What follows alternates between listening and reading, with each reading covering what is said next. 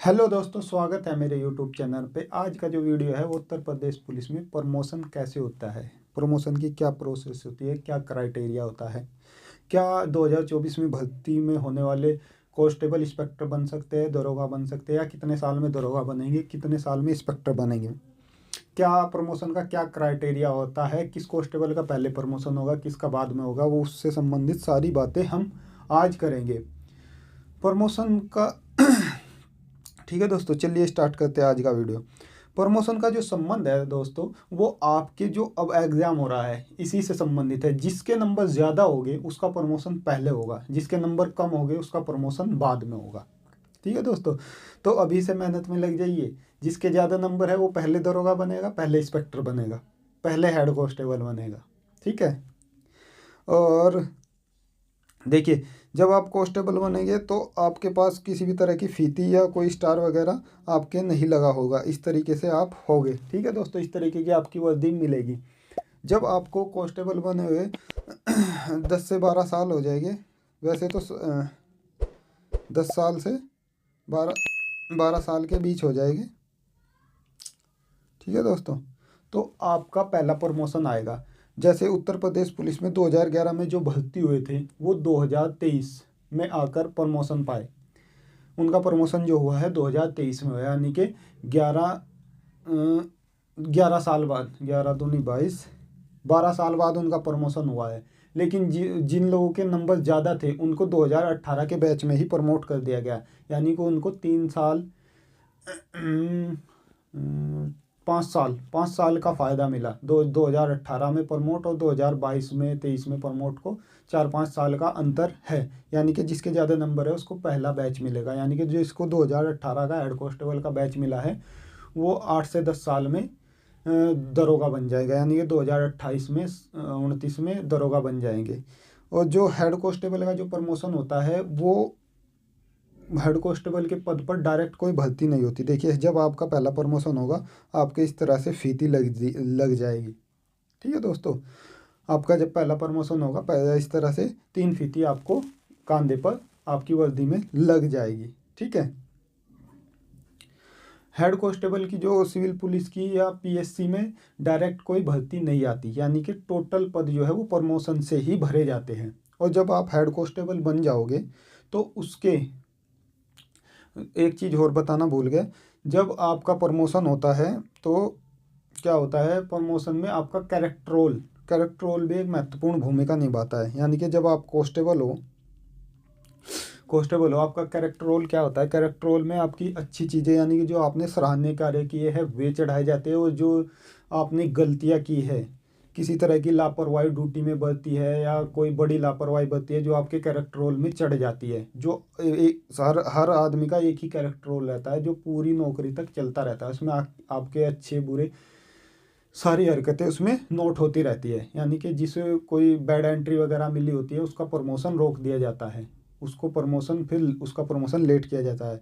और जिसकी bad entry वगैरह नहीं होती कैरेक्टर रोल में तो उसका प्रमोशन जल्दी हो जाता है। ठीक है दोस्तों, तो ये चीज़ें भी प्रमोशन में अहम भूमिका निभाती है। और जब आप हेड कांस्टेबल हो जाओगे तो हेड कांस्टेबल से आप सीधे दरोगा के लिए प्रमोट होगे। 2 स्टार लग जाएंगे आपको। दरोगा आप हेड बनने के लगभग 6 से 7 साल के आसपास आपको लगते हैं। लेकिन 10 से 12 साल लग जाएंगे। जैसे ही विभाग में जो वैकेंसी आएंगी दरोगा की, उसमें से 50% तो डायरेक्ट भर्ती से भरे जाएंगे। यानी कि उनको ऑनलाइन फॉर्म भरे जाएंगे और 50% भर्ती के लिए प्रमोशन किया जाएगा। अब प्रमोशन किस तरह से होगा, जैसे 2011 बैच है, पहले 2011 बैच का प्रमोशन होगा। और 2011 बैच के बाद में फिर आया 2015 बैच, फिर 2015 बैच का प्रमोशन होगा। यानी कि जब तक 2015 बैच पूरा प्रमोट नहीं हो जाएगा तब तक 2016 का नंबर नहीं आएगा। यानी कि ये टाइम का तो क्राइटेरिया है ही, साथ ही साथ आपसे जो सीनियर है वे पहले प्रमोट हो गए, उसमें चाहे ज़्यादा टाइम भी लग जाए, चाहे 10, 12, 14 साल भी लग जाए। ठीक है दोस्तों, पर जिस तरह से अब प्रमोशन की प्रक्रिया चल रही है, 2011 बैच 2023 में प्रमोट हो गया, ये बहुत तेज़ी से और बहुत अच्छी प्रक्रिया है। इससे पहले क्या होता था कि कांस्टेबल से कांस्टेबल पर रिटायर हो गए, दरोगा से दरोगा पर रिटायर हो गए। लेकिन अब प्रमोशन की प्रक्रिया बहुत अच्छी है।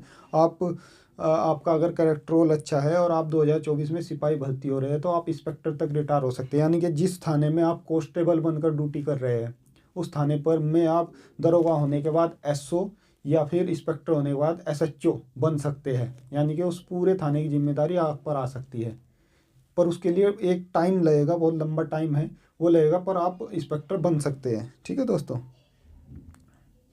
जब आप दरोगा बन जाओगे तो आपको ऐसे दो कंधे पर 2 स्टार लग जाएंगे। ठीक है दोस्तों, 2 स्टार लगे। जब आप दरोगा बन जाओगे, दरोगा का भी वही है कि आपको दरोगा से इंस्पेक्टर तक प्रमोट होने में लगभग इस तरह से, जब दरोगा से आप इंस्पेक्टर प्रमोट होगे तो आपको 3 स्टार लग जाएंगे। और इंस्पेक्टर बनने में आपको लगभग वही 8-10 साल लग जाते हैं। ठीक है, जब तक आपके 8-10 साल के आसपास वही है कि जो बैच आपसे सीनियर है वो पहले प्रमोट होगा और आप बाद में प्रमोट होगे। बस आपका कैरेक्टर रोल ठीक रहना चाहिए, कैरेक्टर रोल में कोई कमी नहीं होनी चाहिए। आपकी तनख्वाह बराबर बढ़ती रहती है।